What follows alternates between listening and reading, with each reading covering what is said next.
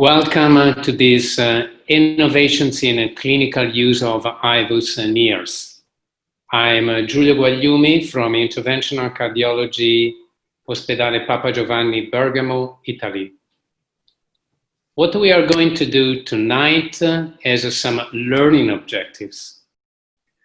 What we would like to learn and how.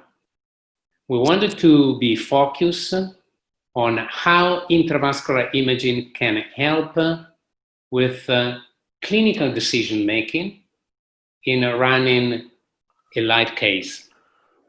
Then we wanted to integrate the data from landmark clinical study to understand how this data may impact on the intravascular imaging use.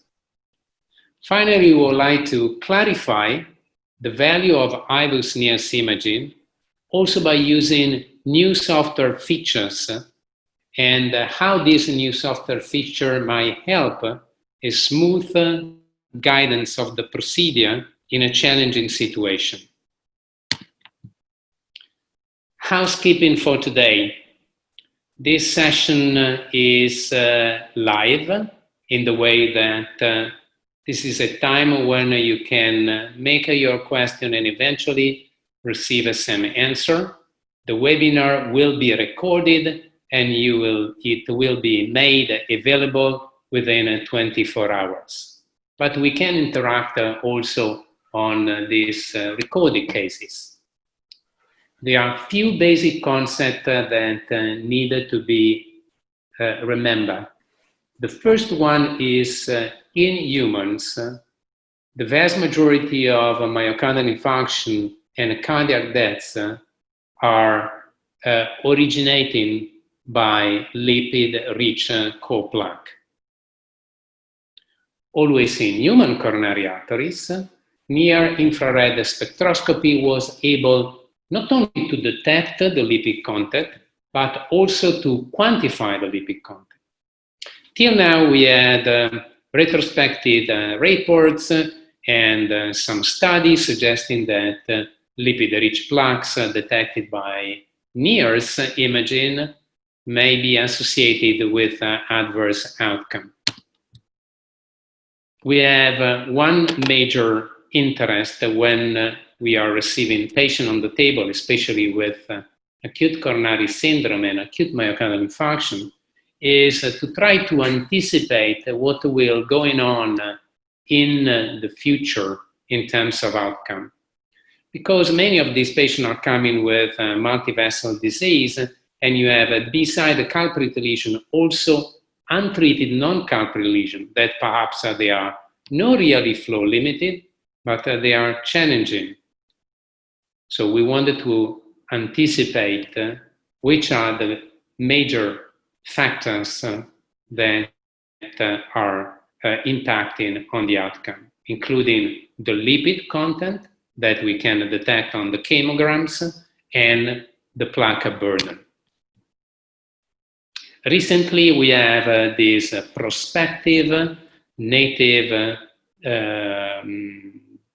study presented at TCT. The Prospect 2 was dealing with hundreds of patients with acute coronary syndrome, STEMI and STEMI, and with at least one or more no-flow limited lesion investigated by 3D IVUS+NIRS, with a median follow-up of about 4 years. What about the major factor that might impact the outcome in this non-culprit lesion? Here you have the multivariate model evaluating the 3 high-risk plaque characteristics, the ones that we are frequently using when we are using imaging, so the minimum lumen area, and the ones that they are more significant, the plaque burden and the max lipid core burden index. As you might see, the odor ratio was explosively high for these components compared to the MLA. So today in this webinar, we are going to deal with real-world patients in the setting of patient treated with acute MI with investigated non-culprit lesions. This is our first case, younger patient, 59 years old, coming with an inferior STEMI and some additional lesion in a non-culprit vessel that was the LAD.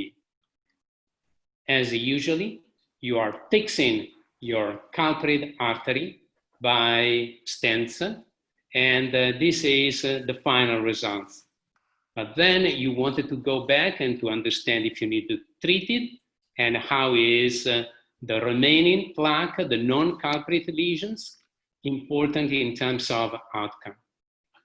Here you have two different angiographic views, the RIO showing one proximal lesion on the LAD, intermediate, perhaps involving the ostium of the first diagonal, and then diffuse also to the middle segment of the LAD.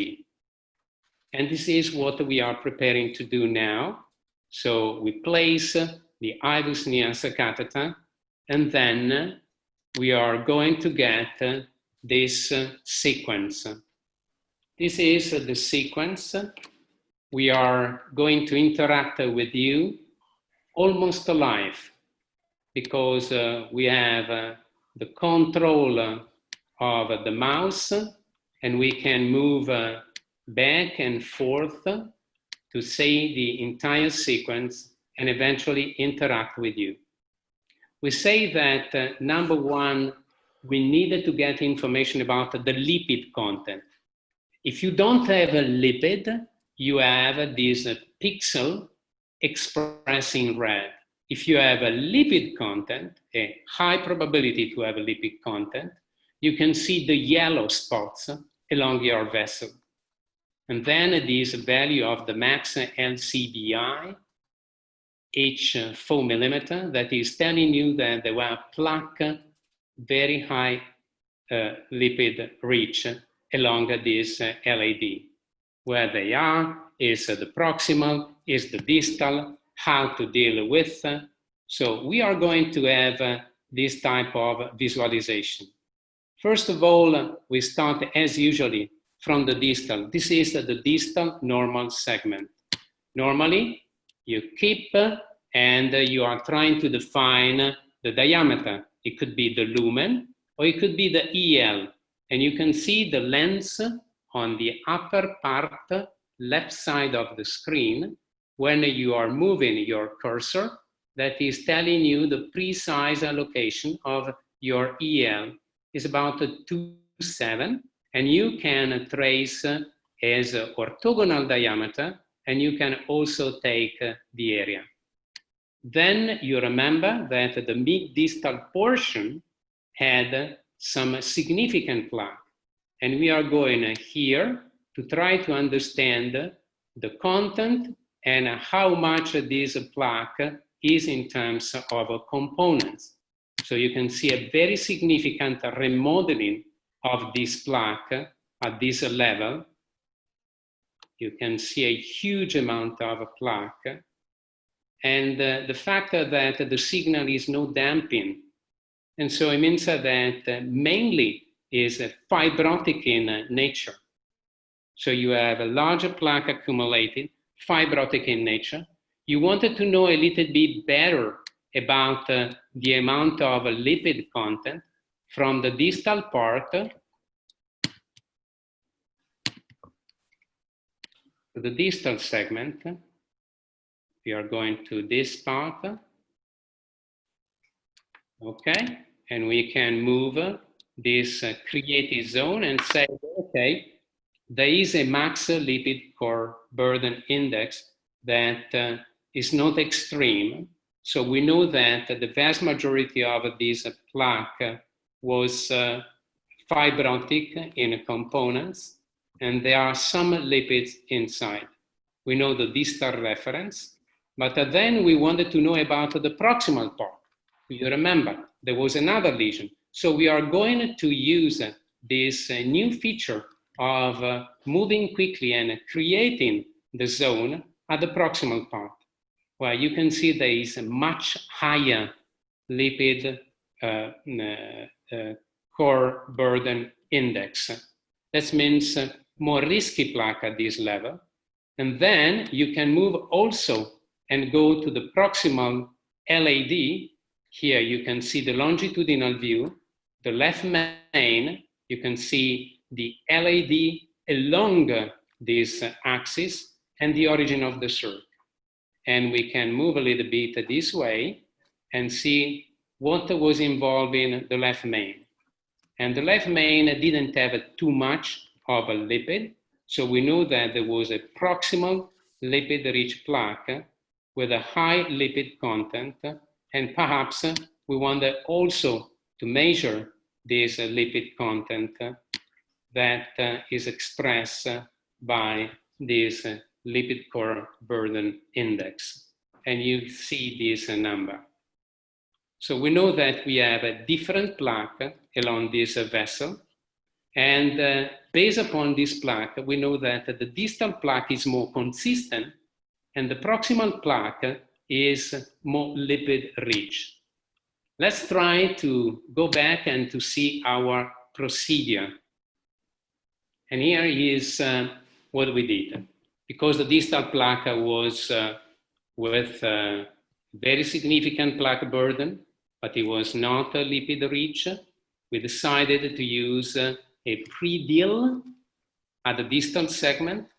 Then we place a stent, while in the mid and proximal part where we were very high in lipid content, we decide to go with a direct stenting, protecting the diagonal branch.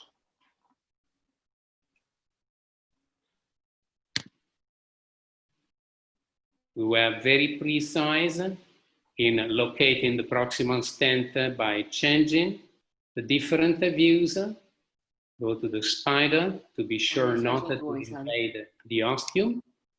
Then dilating. And then this is the final results.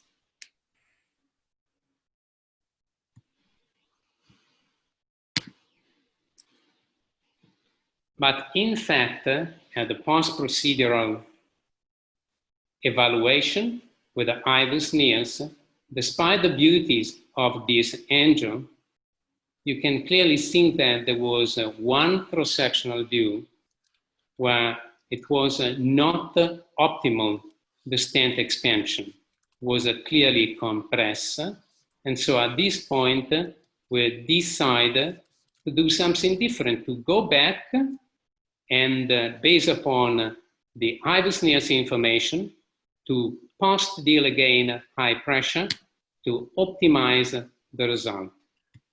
And here we have the post. You can see the distal expansion, wide area with a circular stent. I'm moving the cursor distally to see what about the distal edge. You can see this is the distal segment.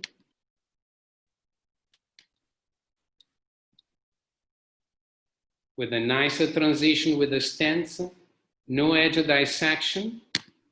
Then we saw the circular expansion, the much better result achieved with additional post-dilation.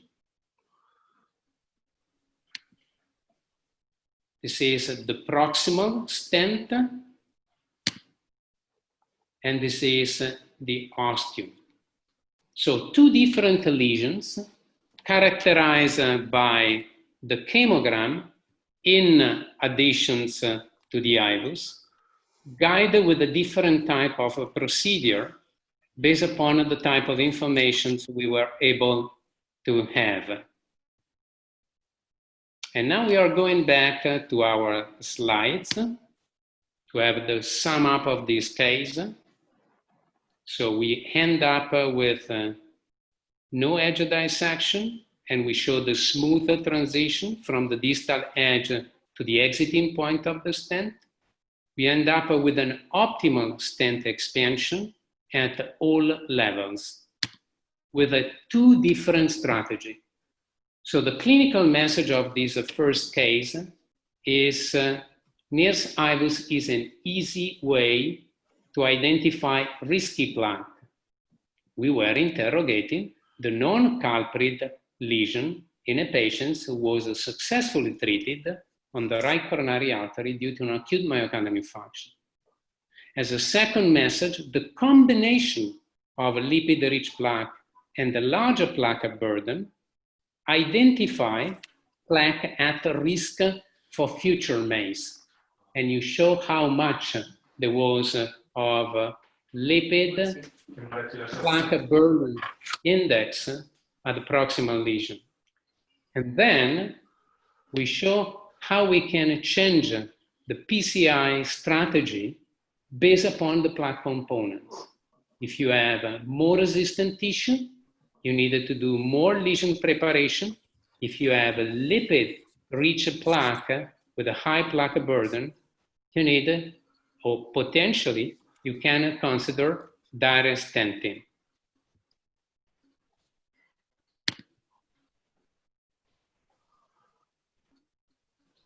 Now we are going to the opposite, a different type of information that was provided by the NIRS IVUS. We are always talking about lipid-rich plaque and PCI, but now we are talking about the risk of embolization. Challenging case, 69 years old, coming with a subacute anterior STEMI, many days of stuttering chest pain, going back and forth. He went to the hospital with a 3,000 of troponin and cardiogenic shock. Here you can see the EKG. There were already signs of this recent MI. And he had a cardiogenic shock with a history of allergy to aspirin. And you can see how much it was deteriorated the left ventricular function. Arterial pressure was 750.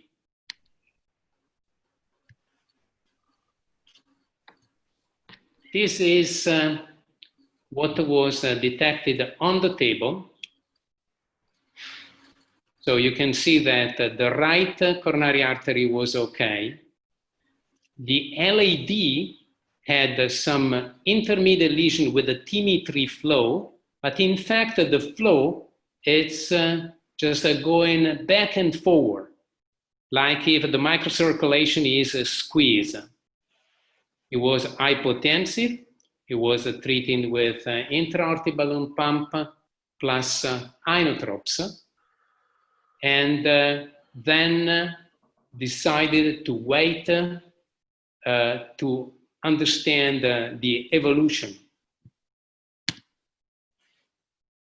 Because he had an allergy to the aspirin, he had an aspirin desensitization, and then a few days later, with a basic normal troponin, he went back.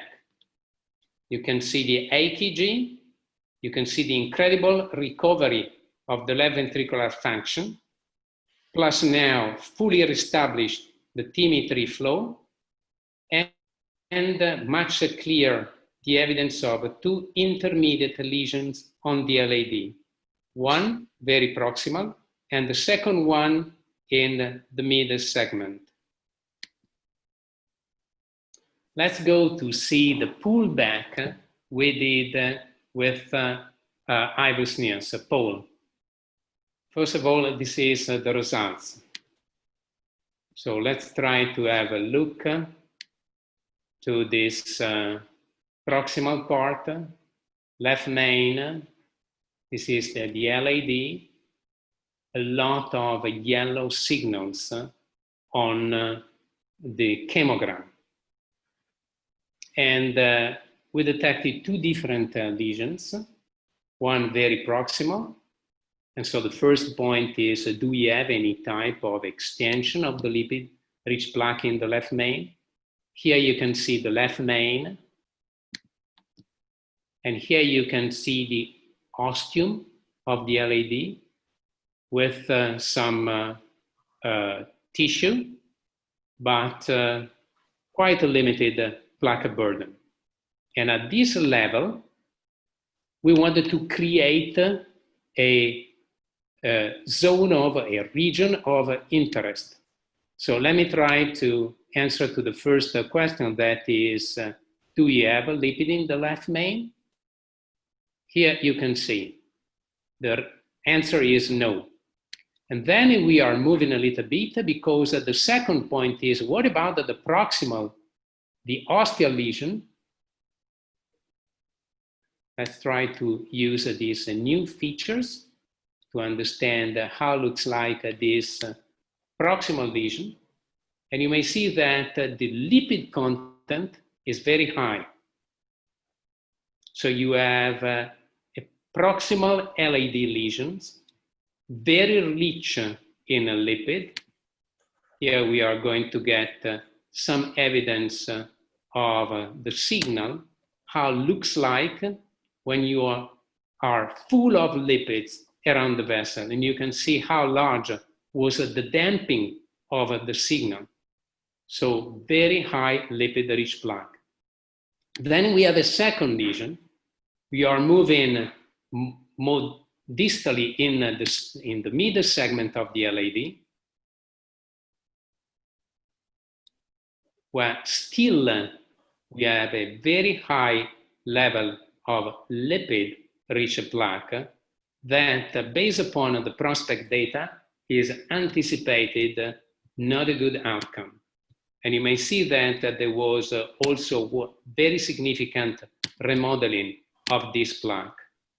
So you can see the plaque burden. And perhaps we wanted to measure. Paul, can we show some new features in measuring this area? Okay, Paul Sure. is...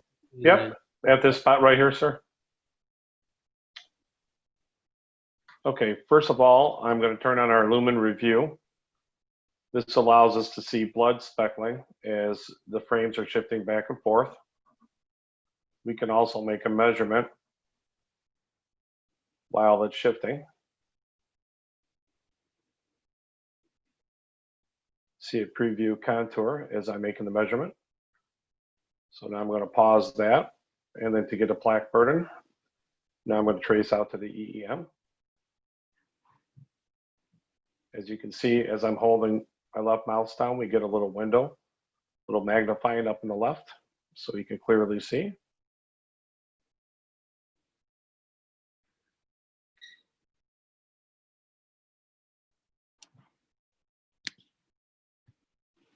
If we have to make adjustments, we can just move our points back and forth, and we can see the EEM clearly. And then we also have the ability to add points if we need to by just clicking on the line, and that also helps us with our adjustments. So here we're at 77% plaque burden. So 7% of plaque burden. I'm going back, I'm taking again the option for controlling this sequence. So we have a very high plaque burden and high lipid-rich burden index. I was expressed by these numbers. So we detected two high-risky plaque, and we should take into consideration, as usually when we are deciding to stent these lesions, we are trying to measure in the landing zone. I'm trying to see where eventually we can land. This is a nice segment, a little bit of asymmetry. So here you can see again the amount of remodeling of the plaque at this level.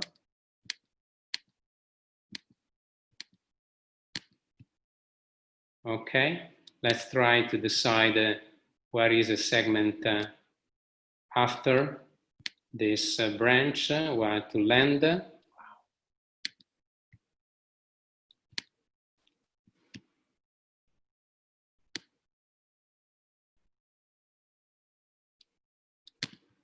Let's stop for a second.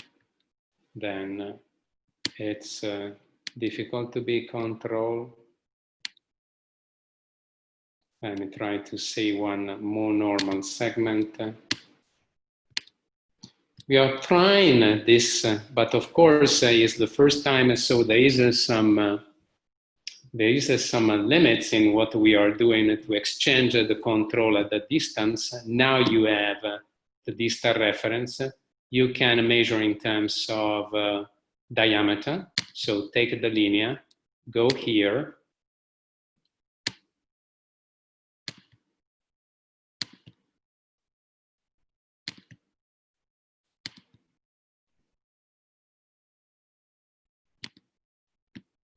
So in any case, it's a very large vessel. So if we are taking into account the EL, you can move based upon the lens. We can go at a different zone. So very large vessel. So 3.5, 3.6. Okay, so based upon this information, we decide to go. Let me show the case and let me show the message of the case. Okay, there were the information that you already have seen in terms of a plaque burden, in terms of the lipid content. Despite the high lipid-rich content, there was a pre-deal strategy used. That was with a 3.5 non-compliant balloon at low atmospheres. Couple of times at the proximal lesion and at the proximal mid lesion. And immediately after, the patient started to have a slow flow phenomenon with a chest pain, ST segment elevation in the apical leads, and that was due to the distal embolization. So we quickly went to try to fix the point with 2 stents. The way I use 4.028 twice on the mid segment of the LAD and the proximal segment of the LAD. Here you can see the AKG during the chest pain and the slow flow. Here you can see immediately after the stent implantation, we use also 2B, 3A receptors inhibitors as a dual bolus plus infusion, and we try to have a stent optimization. I wanted to show the results, so I'm going back with Paul, and then I'm going to answer to one question that went through the chat.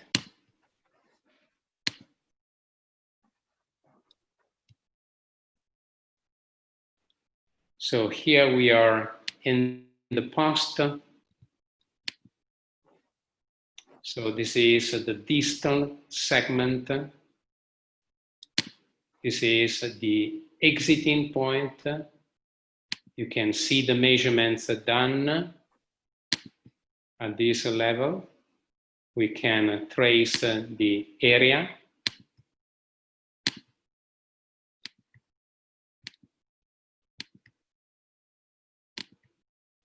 Let's try to go to the EL.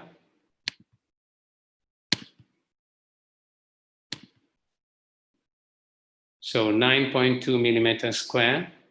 If you go to the exiting point of the stent, it was 9.8 millimeters square. That means that we didn't have any dissection. The distal stent was nicely expanded. Then we are moving a little bit inside, and you can see also this level 11 millimeters square. So the expansion of the stent was optimal at all levels. And here you can see the proximal part of the ostial part of the LAD, where we avoided to land due to the existence of a minimal plaque. So one of the question addressed was, can we take into account the post-stent LCDI? Well, personally, I don't think we have enough evidence today for taking into account the remaining numbers of post-stent LCBI for decision-making. This is an important point to try to have more evidence on this aspect. So today, the evidence is based on the data that were collected before treatment. After the treatment, I think that there is still some data that needed to be captured and demonstrated. So it seems that we had a beautiful stent result.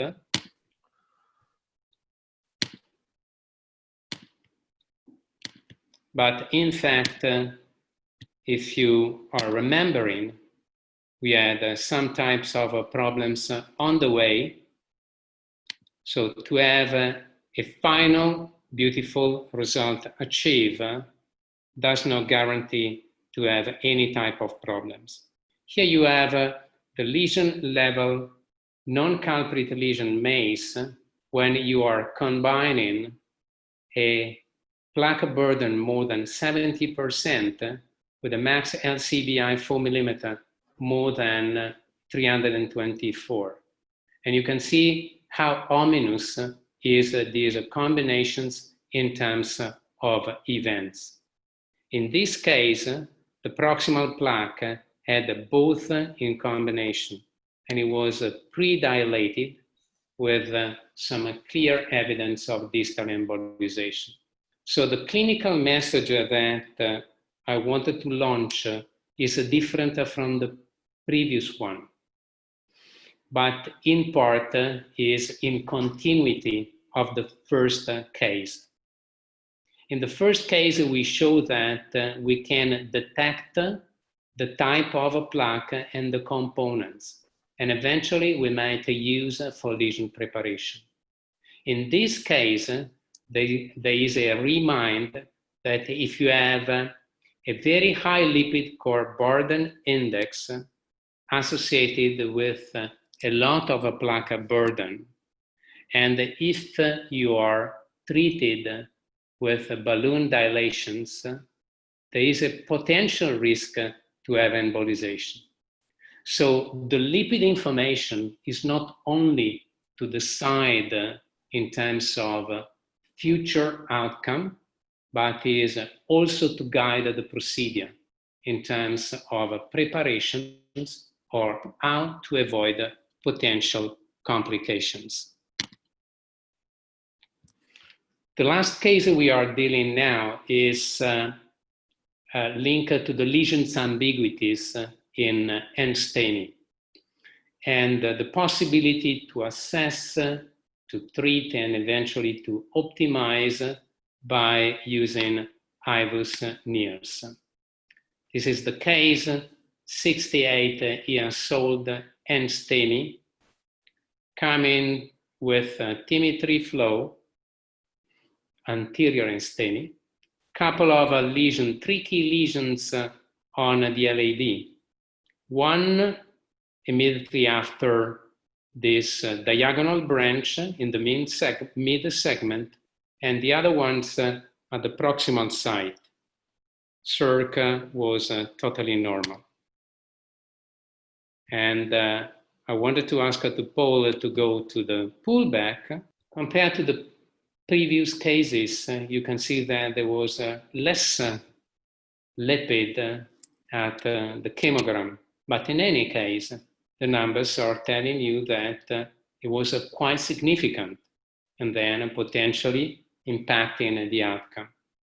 So now, as we know, because we had 2 lesions, we are going to focus on 2 different zones and creating 2 different zones with the new features of the software. One is the mid-distal. You can clearly recognize in the longitudinal view the diagonal.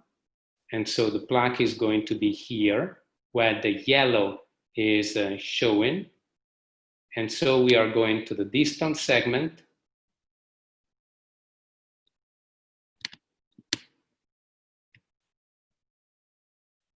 And then we are trying to move inside gently started to see the plaque, more plaque at this level.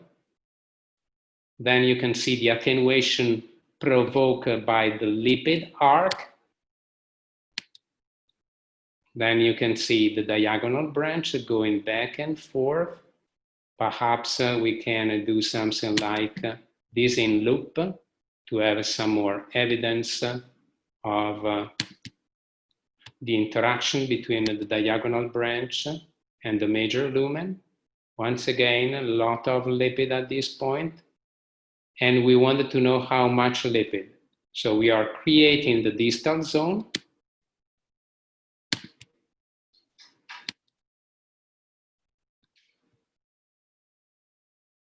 And we are assessing 220. So this plaque is a lipid rich with a minimum lumen, a lot of plaque burden, less lipid rich compared to the previous plaque that we saw in the previous cases. Now we are trying to see what about the proximal plaque. We are moving these new features. And then it's telling you that the maximum lipid core burden index is much higher than the previous one. And then we are trying to move to the proximal segment, where you can see this is the proximal LAD, the ones where we had the most significant plaque. I'm using this small arrow for extending.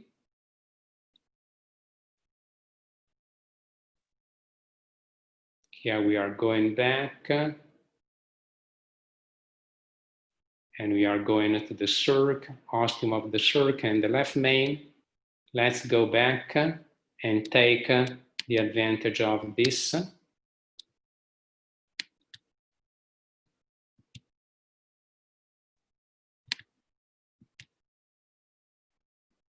And here you can see what we have on the proximal side. So I'm moving the cursor.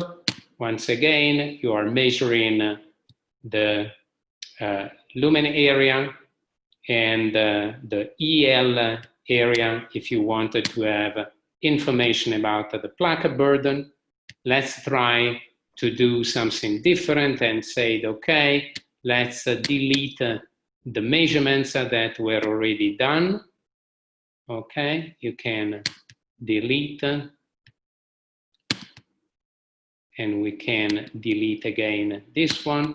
Let's have the virgin image and let's make the contour. You can go for the lumen. You can see that on the way, you are tracing already some contour that you can make perfect. And then you wanted to see by the cycling if this is okay or not. If it's not okay, you can arrange a little bit differently and change the position of your lumen. You might add some additional point in between and make it more perfect.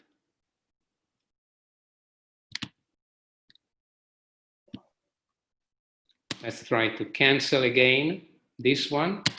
We show one thing and then we are going to trace the area. Paul, do you mind to have the control and to trace the area and show how these new features is working? So here we're tracing the EEM. You can see the preview contour as I'm tracing. And then we always click on the first dot to complete the measurement, which is the same with the lumen. Can you do also at the lumen level? Yep.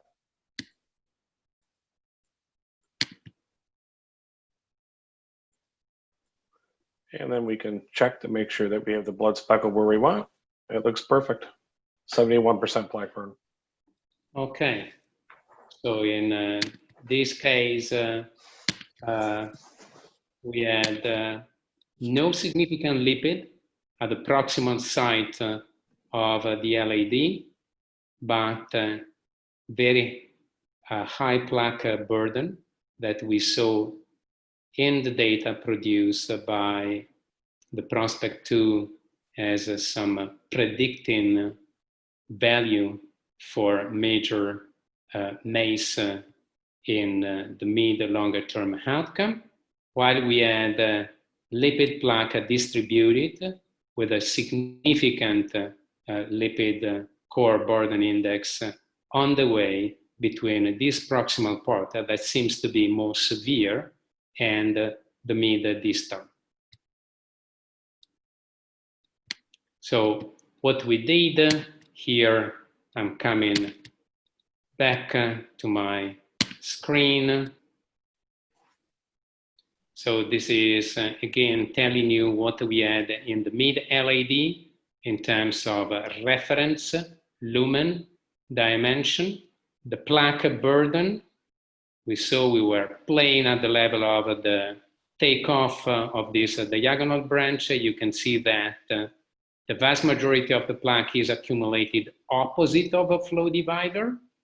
And you can see also here, and we detected that the plaque burden was quite significant.